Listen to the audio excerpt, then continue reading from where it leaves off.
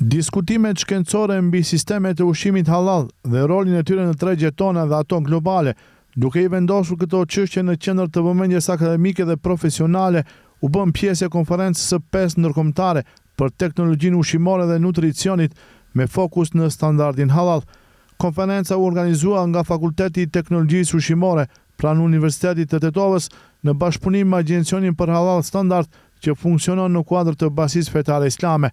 Standardi halal nuk është vetëm një normë fetare, por edhe një koncept me bazë shkencore që garanton sigurinë dhe pastërtinë ushqimore, tha Reisul Ulema Haxhi Hafiz Shaqir Efendi Fetaj.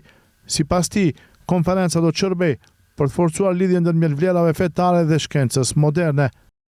Qëllimi I jetës është njeriu të kuptojë nga ka ardhur, kush është krijuesi ty, çka janë detyrat dhe funksionet e tij në këtë botë, përgjegjësi para jetës, përgjegjësi para Zotit dhe më në fund ku do të mbaroj dhe ku do të vazhdoj jetën e tij në botën tjetër.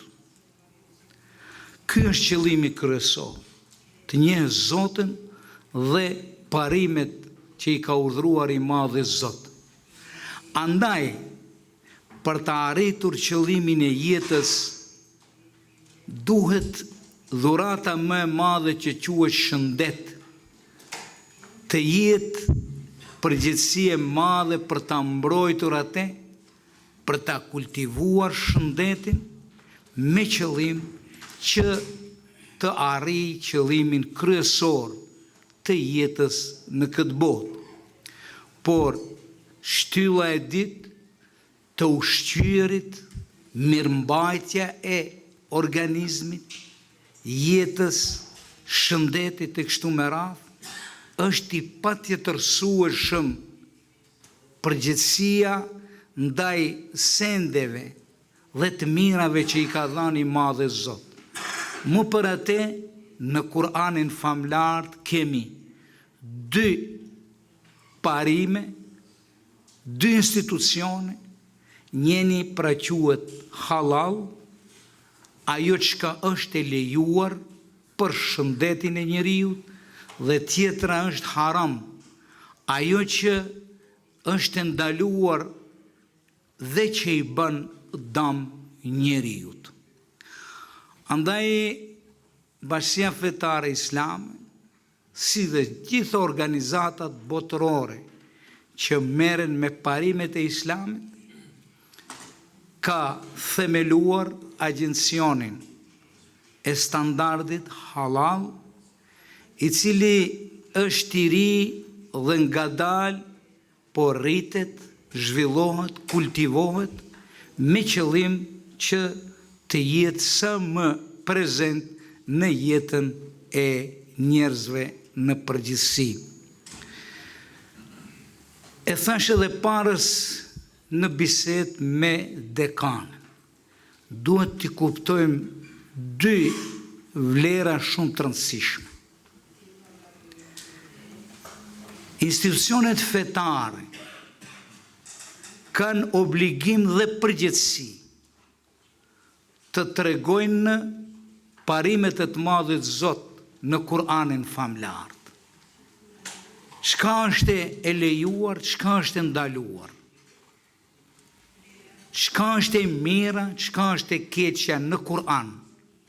Ndërsa institucionet shkencore e kanë hapësirën e vet të studiojnë, të analizojnë pse janë e halalit dhe pse janë e haramit. Pse është pyetja kryesore që e kërkon Islami, e për këtë për të përgjigjur pse janë institucionet shkencore që merren me studime të fenomeneve të ndryshme në natyrë. Andaj, është fat I madh që Universiteti I Tetovës, konkretisht Fakulteti I Teknologjisë Ushqimore, është dhe pranoi bashkëpunimin me agjencionin Standard Halal dhe ne me kënaqësi pranuam. Jo pse ata u pajtuan me njëherë, por për një arsye, sepse fakulteti i ushqimit apo teknologjisë ushqimore është jo i nevojshëm, po i domosdoshëm për standardin halal. Dekani i Fakultetit të Teknologjisë Ushqimore, profesor Dr. Gjezair Idrizi, deklaron se rëndësia e bashkëpunimeve ndër institucionale janë hallka të pazavendësueshme për zhvillimin e qëndrueshëm akademik dhe profesional, sidomos në fushën e sigurisë ushqimore dhe etikës shkencore.